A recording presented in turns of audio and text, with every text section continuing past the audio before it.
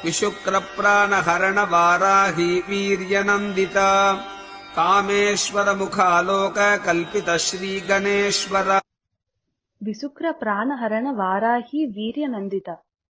విశుక్రుడు అనే భండాసుని సోదరుని ప్రాణాలను హరించిన వారాహీదేవి యొక్క పరాక్రమానికి సంతోషించినది.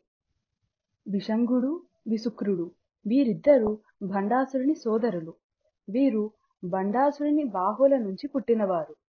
వీరు భండాసురుని ఇరువైపుల నుండి రక్షించే ప్రధాన సైన్యాధిపతులు.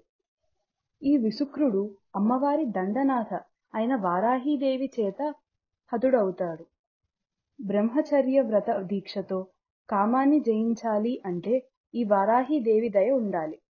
మనలో విశుక్రుడు అహంకార, వ్యభిచారాది గుణాలకు ప్రేరకుడు అవుతాడు. వీడిని చంపాలంటే దండనాథ అయిన వరాహీదేవి వలనే అవుతుంది. ఇక్కడ దండనాథ పదంలో దండ అనగా మనలో యోగదండము, బ్రహ్మదండము, మేరుదండము మొదలైన పేర్లతో పిలువబడే వెన్నుముక అని అర్థం. మన తేజస్సు వెన్నుముక వెంబడి ఉండే షట్చక్ర కుండలిని యోగ మార్గం ద్వారా ఊర్ధ్వగతిని పట్టించినప్పుడు ఈ విశుక్రుని అంతం జరుగుతుందని ఈ మంత్రం రహస్య అర్థం. వర అహం, వరాహం అనగా శ్రేష్టమైన అహం అని అర్థం వస్తుంది. వరాహము అనే పదము సర్వేశ్వరునికి సంబంధించిన అపరిమితత్వాన్ని, అఖండతత్వాన్ని సూచిస్తుంది. వరాహ అవతారము జలము నుండి భూమిని ఉద్ధరించినట్టు విశుక్రుని వలన సంసార లంపటమునందు చిక్కుకున్న వారిని పైకెత్తి ఉద్ధరించును వారాహీదేవి. కామేశ్వర ముఖాలోక కల్పిత శ్రీ గణేశ్వర. కామేశ్వరుని యొక్క ముఖమును చూసినంత మాత్రమున కల్పింపబడిన గణపతి గలది.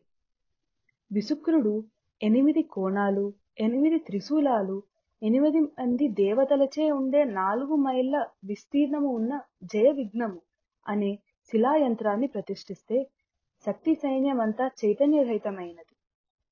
ఆ సంగతిని శ్యామల వారాహి దేవతలు అమ్మవారికి తెలిపితే అప్పుడు అమ్మవారు విఘ్ననాశనార్థం గణేశ్వరోత్పత్తిని ఉద్దేశించి కామేశ్వరుని మందస్మితముతో ఒక్కసారి చూసింది.